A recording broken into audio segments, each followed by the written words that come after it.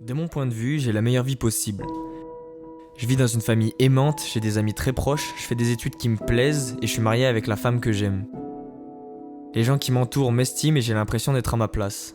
En gros, sur une échelle de 1 à 10, on peut dire que je suis à 10. Pourtant, est-ce que je suis l'homme le plus heureux du monde ? Et est-ce que je suis censé être heureux tout le temps puisque ma petite vie est parfaite ? Cette réflexion m'est venue un jour en discutant avec un ami qui m'affirmait avoir une vie parfaite et pourtant m'avouait pleurer tous les soirs sans aucune raison apparente. Moi aussi, quand j'y pense, il y a des moments où je vais vraiment pas bien. Et dans ces moments-là, peu importe l'amitié ou l'amour, il n'y a rien qui peut me remonter le moral. Durant ces instants, je me demande, est-ce que c'est ma situation qui est pas bonne ou c'est simplement le bonheur absolu qui n'existe pas ? Quand j'ai pris du recul, j'ai compris que la question elle était plus large, que c'était pas forcément une question personnelle mais existentielle. La vraie question c'est, est-ce que l'humain peut atteindre le bonheur en ayant une situation optimale, ou bien chercher à améliorer ses conditions de vie, c'est simplement courir après le vent ? Bon alors, ce questionnement je l'ai eu durant mes révisions l'année dernière, du coup j'avais pas vraiment le temps de faire des recherches pour avoir les réponses à mes questions. Néanmoins j'avais ma petite idée sur la question. Mon hypothèse de départ était celle-ci. Notre vie, qui que nous soyons, oscille dans un cycle entre émotions positives, le bien-être, et émotions négatives, le mal-être. Il faut décorréler la notion de bonheur de notre situation actuelle pour voir la situation globale. Donc, le bonheur serait un état d'esprit qui permettrait d'être satisfait qu'importe notre situation. Alors, évidemment, il n'y a rien de révolutionnaire et la plupart des gens y pensent comme ça. Ce qui va être un peu plus compliqué, c'est d'en arriver à cette conclusion. Et c'est aussi essayer d'expliquer et de comprendre pourquoi on fonctionne comme ça et comment on peut gérer au mieux ce phénomène. Alors figurez-vous qu'il y a déjà 1 milliard de gens intelligents qui ont pensé à cette question et qui ont contribué à la clarifier. Du coup, ce que je voudrais faire maintenant, c'est éprouver cette théorie à travers différents prismes et observer ce que les différents penseurs ont dit du bonheur. En clair, je veux étudier le bonheur de la manière la plus large possible pour en tirer un enseignement pour ma vie.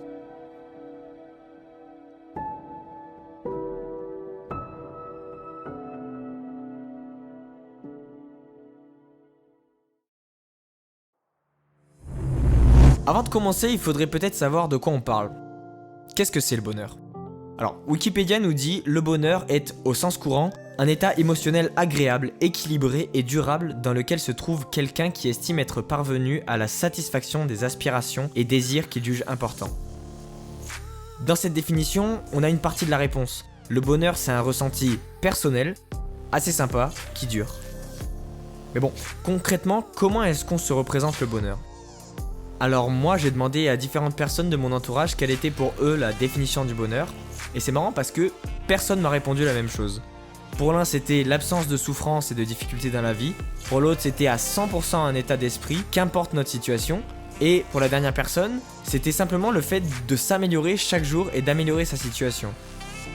Déjà, ces premières réponses m'interrogent. Si une chose ne peut pas être identifiée clairement et de manière objective, est-ce que cette chose existe réellement ?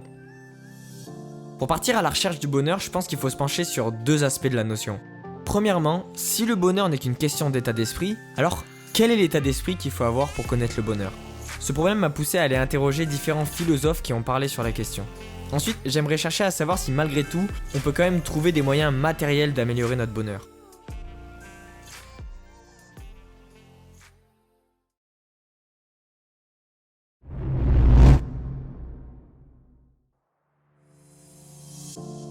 Alors, les anciens, ils se faisaient déjà suffisamment chier pour se poser des questions existentielles telles que « c'est quoi le bonheur ?»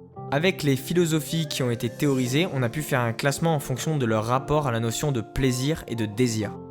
On va parler d'une philosophie plus ou moins matérialiste ou plus ou moins idéaliste. Le matérialisme va baser sa philosophie sur la recherche des plaisirs sensibles, alors que l'idéalisme fonde sa recherche du bonheur sur la raison.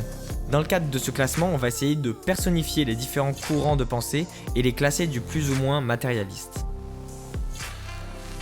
Alors, premièrement, on a l'hédoniste. Le but, c'est d'atteindre le paradis sur Terre en profitant le plus possible des plaisirs de la chair. Parmi les boss de l'hédonisme, on retrouve Calliclès, un personnage du livre Gorgias de Platon. Lui, il va nous dire d'abandonner la vertu et les bons sentiments. Pour être heureux, il faut se faire plaisir, que ce soit en mangeant, en buvant, à travers la fête et le sexe. Dans la même veine, on a Michel Onfray qui va nous dire « Jouis et fais jouir sans faire de mal ni à toi ni à personne, voilà je crois toute la morale ». L'hédonisme parfait, en gros, c'est Mister BDE. Toujours à l'affût de la moindre soirée, toujours prêt à dégainer son polo rouge pour faire danser la mujer, et jamais contre un petit taz pour faire passer la pilule. Pour moi, l'hédonisme, c'est la philosophie de l'immaturité, celle que tu pratiques quand tu connais pas encore suffisamment la gueule de bois. Déjà dans son livre, Platon va faire parler Aristote, qui va s'opposer à Calliclès en faisant usage de la métaphore du tonneau percé. Un homme ne peut parvenir au bonheur par le plaisir parce que ce serait comme remplir un tonneau percé. Et pour une raison précise, le désir n'a pas de repos, il est une fin en soi. Dans les siècles plus tard, on va avoir Schopenhauer qui va reprendre cette idée, mais il va aller carrément plus loin. Pour lui, le désir est la source de la souffrance car elle entraîne un cycle de besoins et de déception. Ensuite vient l'épicurien. Dans la philosophie épicuriste, on va rechercher le bonheur par l'équilibre. Épicure disait « Le bonheur ne peut être atteint dans l'excès. Il faut modérer le plaisir de telle sorte qu'il ne soit que du plaisir. » Plutôt que d'acheter 3 Maximator, l'épicurien prendra une belle bouteille de Château Mâcon qu'il va siroter avec ses potes. En fait, l'épicurien c'est ton oncle Bobo. Il va acheter de la bonne viande, mais bio, pour respecter la planète.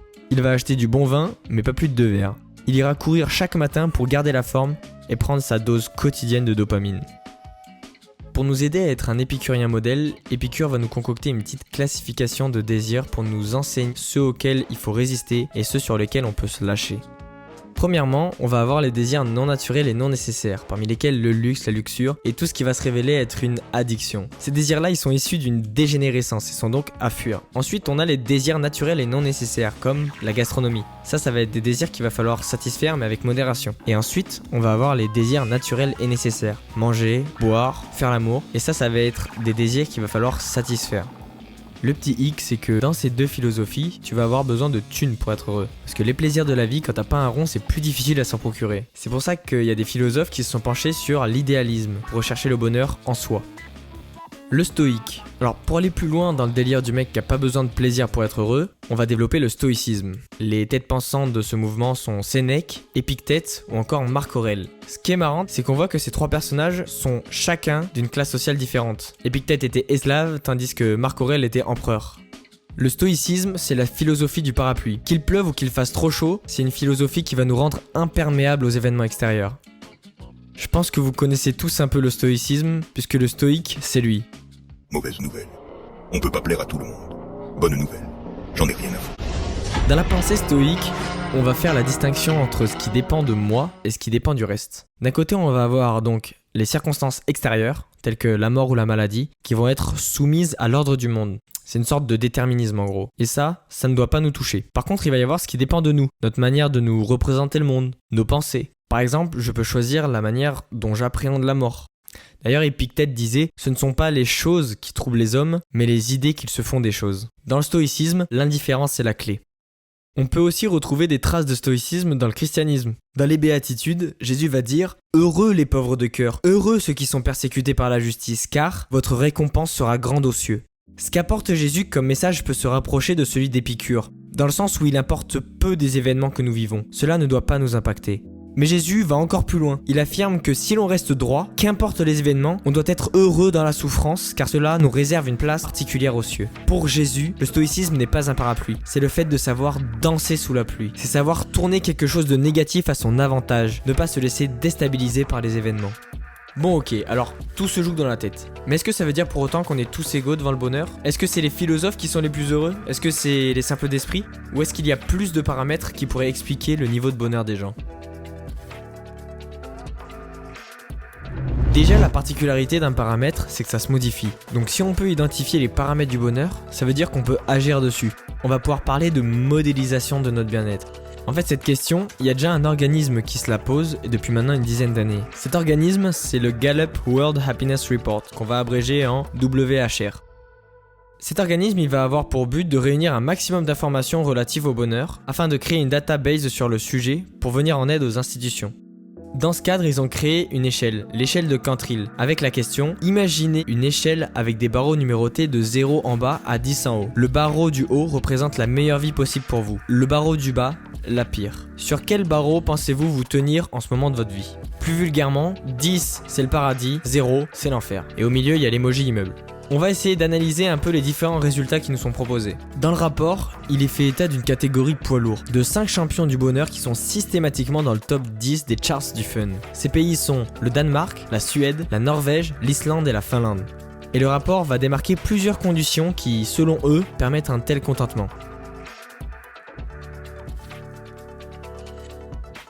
Le critère numéro 1, c'est les thunes. Je possède des thunes. Dans ces pays, il va y avoir peu d'inégalités sociales et un fort niveau de revenus. C'est pas forcément les pays les plus riches, mais c'est surtout les pays avec le moins de disparité entre les différents résidents. Mais après, il faut pas se mentir, les gens de là-bas, ils sont aussi satisfaits parce qu'ils ont un confort de vie et une bonne situation économique. Ce qui va nous emmener à une question centrale que beaucoup auront attendue.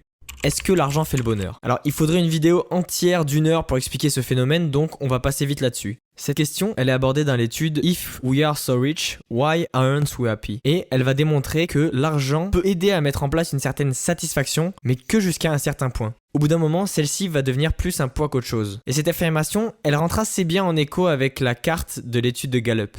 On voit bien que les pays les plus riches au monde ne sont pas forcément les plus satisfaits. Par contre, dans l'autre sens, on voit sur la map que les pays les plus miséreux sont les pays les plus malheureux. On voit donc tout de même une certaine corrélation entre l'absence de richesse et l'absence de bonheur.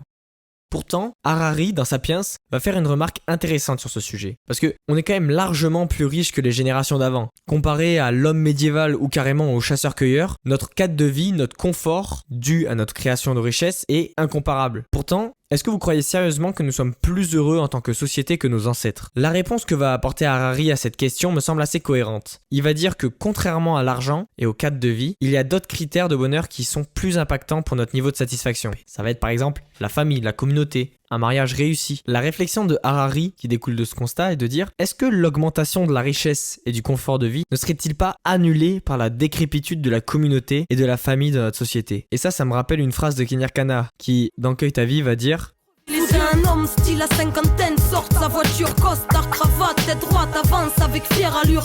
Mais dans son ombre on peut lire celle d'un homme triste et seul, pas d'amis, juste des gens intéressés par son fric, il les a tous perdus. Sa famille et ses proches, faute d'un égo démesuré, trop d'aigreur dans les reproches. Et aujourd'hui, a fini par comprendre dans son malheur qu'en étant seul, même tout l'argent du monde n'a plus de valeur.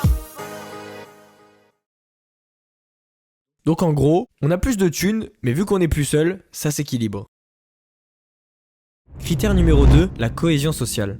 Alors, si on adopte un peu une vision historique, on sait déjà que ces pays sont à grande majorité protestantes et qu'il n'y a pas eu de fracture comme par exemple dans l'Europe centrale relative aux guerres de religion. Ensuite, du fait qu'il y ait peu d'inégalités économiques, ça va permettre un certain respect entre les classes sociales. Moi, en voyant ça, je me suis dit du coup, mais peut-être que cette cohésion est liée au faible taux d'immigration et à l'homogénéité de la population. En fait, pas du tout. Dans les faits, les pays nordiques sont hyper hétérogènes et par exemple en Suède, il y a plus de 19% de la population qui sont nés en dehors du pays. En fait, c'est carrément l'inverse.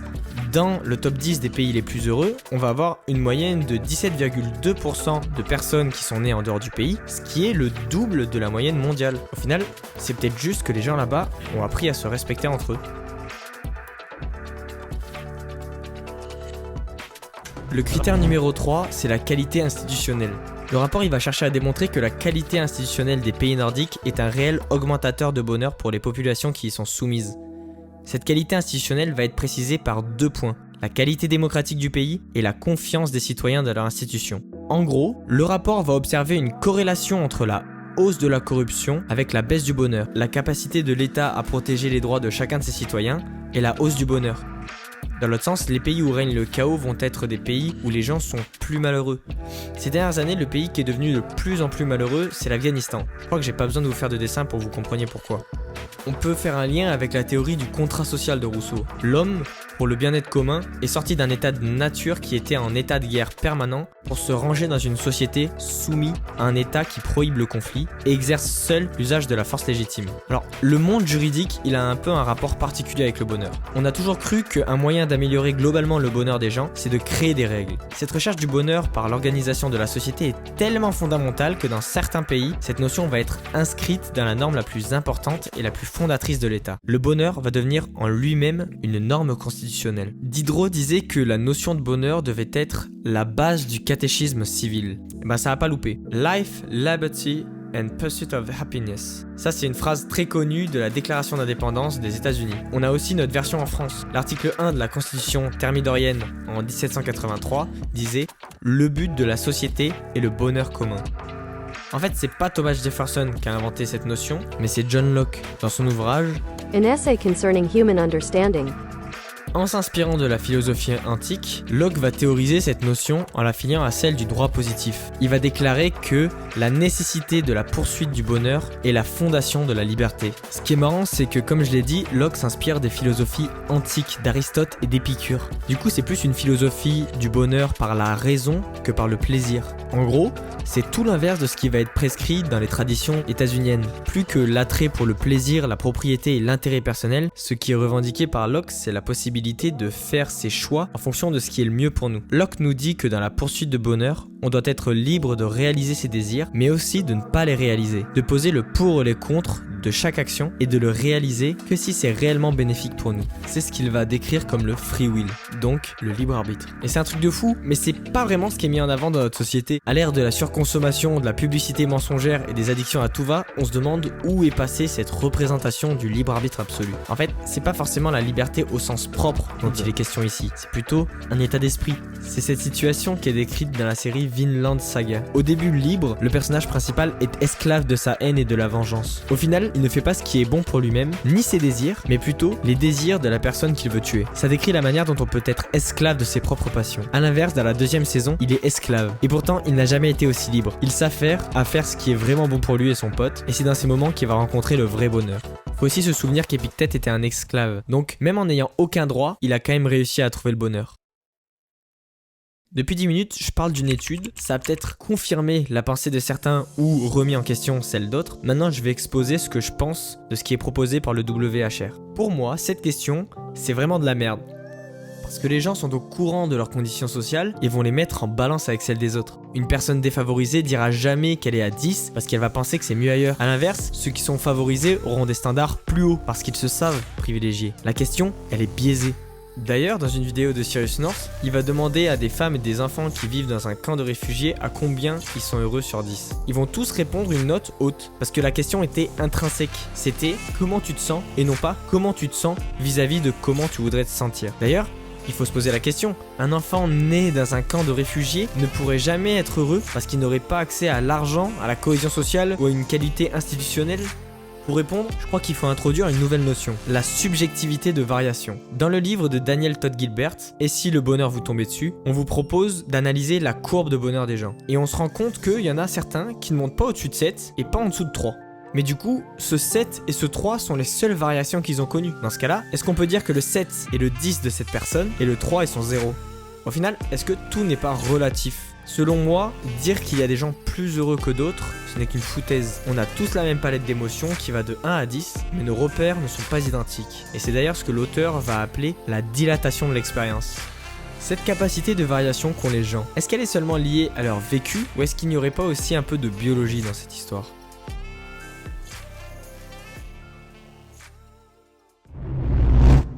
Alors, c'est quoi le rapport entre la biologie et le bonheur ? Déjà, avec ce qu'on vient de voir, je pense qu'on peut affirmer que le bonheur c'est surtout dans la tête.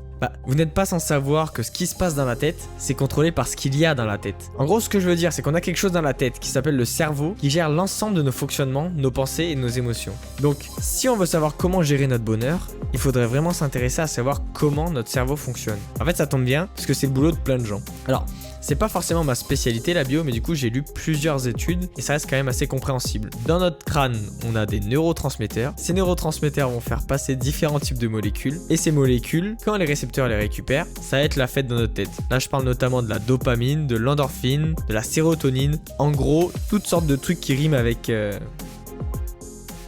Alors ça voudrait dire que notre état de satisfaction n'est pas en lien avec notre situation matérielle. Disons plutôt que notre situation matérielle impacte notre biochimie. C'est pas forcément durable. La plupart des événements qui nous touchent, on va recevoir un cocktail de molécules qui va nous faire sentir bien ou pas bien. Lorsque nous venons d'accomplir quelque chose de difficile, par exemple après avoir fait du sport, c'est notre système de récompense qui va s'activer pour nous encourager à réitérer cela souvent. C'est notre nature d'homme qui nous indique qu'être en forme physique, c'est bon pour notre survie. Sans doute le même système qui nous fait courir après l'amour. Une sorte de relique primale qui nous rappelle rappelle notre besoin de nous reproduire. Bien sûr, il y a le cocktail chimique qui arrive. On pourrait d'ailleurs expliquer pourquoi les personnes avec un mariage qui fonctionne sont plus heureuses que les personnes dont l'union se déroule mal.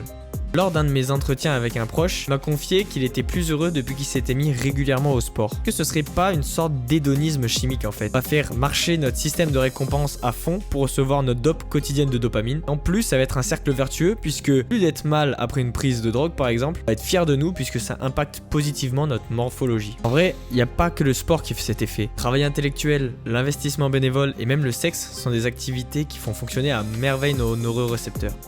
Mais est-on égaux devant cette biochimie? Qu'est-ce qui fait que nous sommes faits, chacun différents dans notre biologie?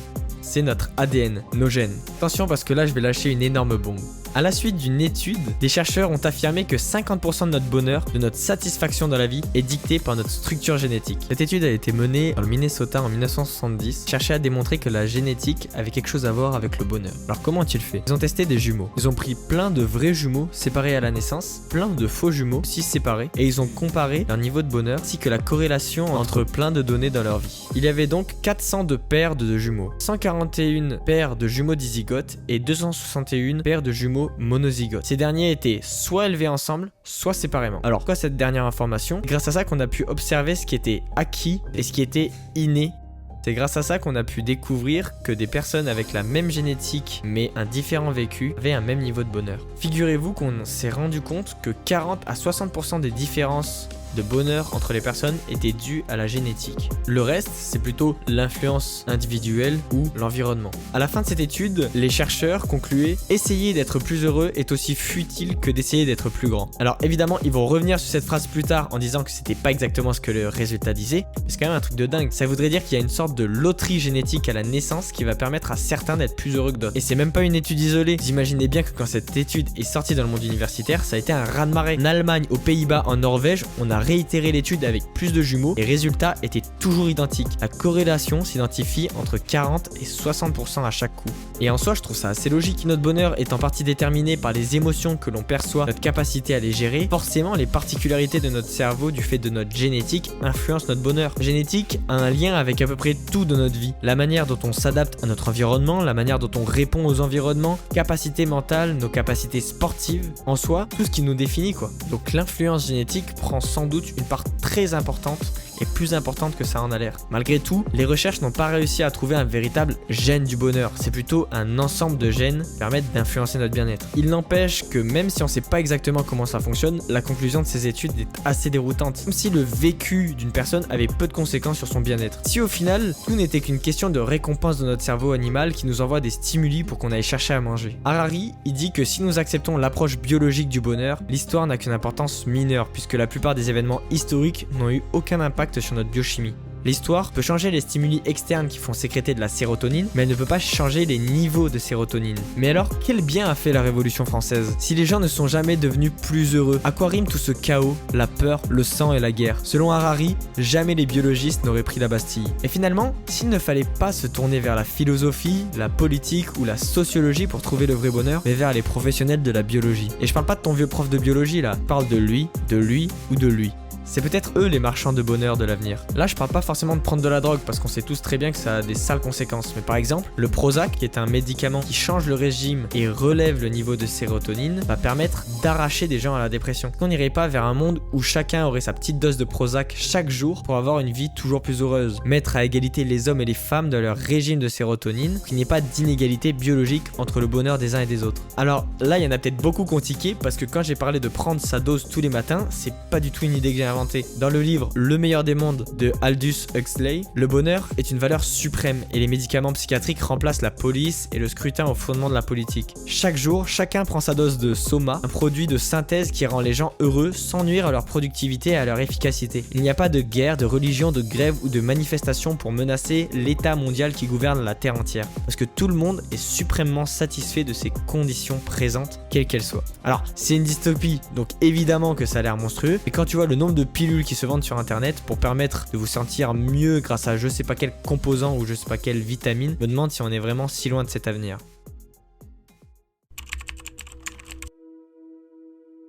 En conclusion, on peut faire en sorte de recevoir toujours une bonne quantité de molécules de bonheur et tout ira bien dans notre vie?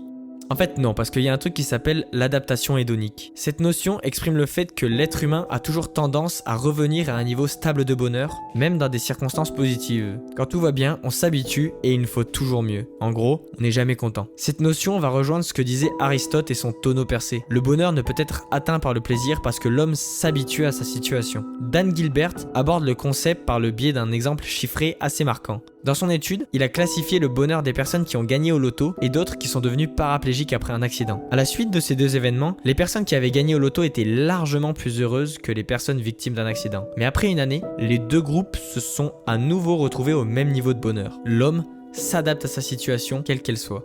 Je vais vous raconter une petite histoire que j'ai trouvée dans le livre de Gilbert. Le matin du 15 mai 1916, l'explorateur arctique Ernest Shackleton entama la dernière étape de l'une des aventures les plus éreintantes de son histoire. Après un voyage de 7 mois, ils embarquèrent sur un canot pendant 3 semaines. En atteignant South Georgia Island, affamés, transis, les hommes se préparèrent à débarquer pour traverser l'île à pied. Jamais personne n'avait survécu à cette marche. Shackleton, confronté à une mort quasi assurée, écrivit « Nous avons franchi l'étroite entrée de la baie avec ses rochers hideux, puis nous avons mis le cap à l'est et vogué gaiement, alors que le soleil perçait la brume et faisait scintiller les flots agités. Nous étions curieux mais nous étions heureux. Nous nous sommes même mis à chanter, et avec nos tenues de Robinson, on aurait pu nous prendre pour une bande d'amis partant en pique-nique dans le fjord norvégien. » Cette histoire peut sembler complètement absurde, alors qu'en vrai, elle reflète exactement notre rapport avec le bonheur. Parce que, qu'importe la situation dans laquelle on est, l'esprit humain trouvera toujours de quoi se réjouir. Alors ici, c'est un rayon de soleil durant un voyage éreintant et un esprit de camaraderie exprimé par une petite chansonnette.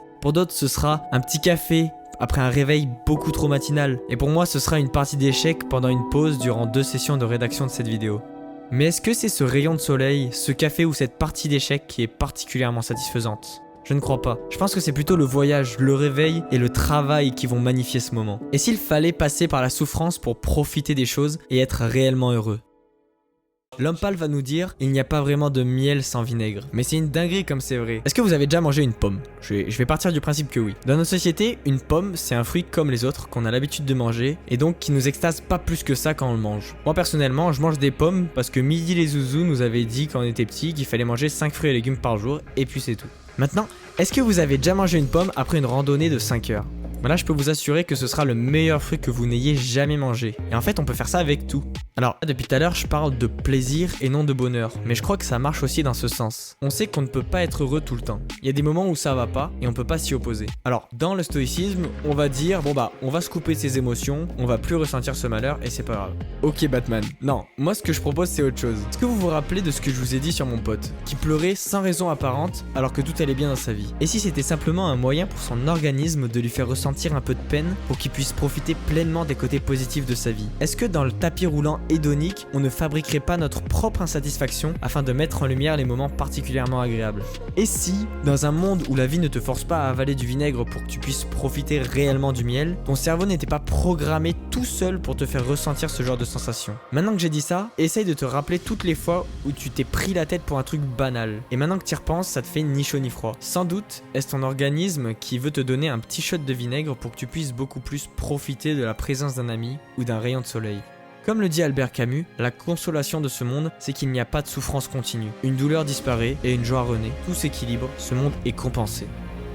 Je vais essayer de citer un autre philosophe, mais cette fois c'est pour le démarrer. Schopenhauer va nous dire « La vie oscille comme un pendule de droite à gauche entre la souffrance et l'ennui ». Alors, ce qu'il faut savoir de Schopenhauer, c'est que c'est un énorme dépressif qui casse les couilles. Mais sa phrase de mec aigri, elle est pas toute à jeter. La vie oscille comme un pendule de droite à gauche, ça on garde. Mais au lieu de voir le verre à moitié vide, on va essayer de le regarder à moitié plein. La vie oscille comme un pendule, oui, mais plutôt entre des situations de bien-être et de mal-être. Entre le miel et le vinaigre, entre la réussite et l'échec. Mais en même temps, que serait Batman sans le Joker ? Juste un mec chelou dans une cave qui aime un animal beaucoup trop moche. Que serait le repos sans la fatigue ? Juste un moment où on se fait chier. Et que serait l'amour sans l'indifférence ? En fait, tout simplement, ça n'existerait pas. Alors, est-ce que le bonheur existe ? Oui, il existe, grâce à la souffrance et au malheur. Est-ce qu'on peut améliorer son bonheur ? Oui, en changeant son état d'esprit. Parce qu'à partir du moment où tu sais que ton bien-être n'existe que parce que le mal-être t'a déjà frappé, est-ce que le mal-être ne serait pas lui-même une partie du bonheur ?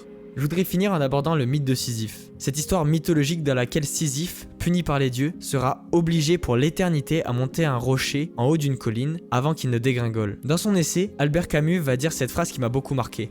La lutte elle-même vers les sommets suffit à remplir un cœur d'homme. Il faut imaginer Sisyphe heureux. Il faut l'imaginer heureux puisque durant les quelques secondes de répit durant lesquelles le rocher va de nouveau redescendre la pente de l'autre côté de la colline, il aura accompli sa tâche et s'en verra confier une nouvelle. Il aura goûté au vinaigre, apprécié son miel et on lui reproposera à nouveau un bon bol de vinaigre. Et vous savez quoi? Il va le boire avec plaisir. Alors voilà mon conseil à l'avenir. À chaque fois que vous serez dans l'extase ou dans le bien-être, profitez à fond. Mais lorsque vous serez dans la merde, lorsque ça ira pas, dites-vous que tout ce que vous endurez, c'est du plaisir à l'avenir. Que vous êtes en train d'engranger une quantité de jouissance incroyable.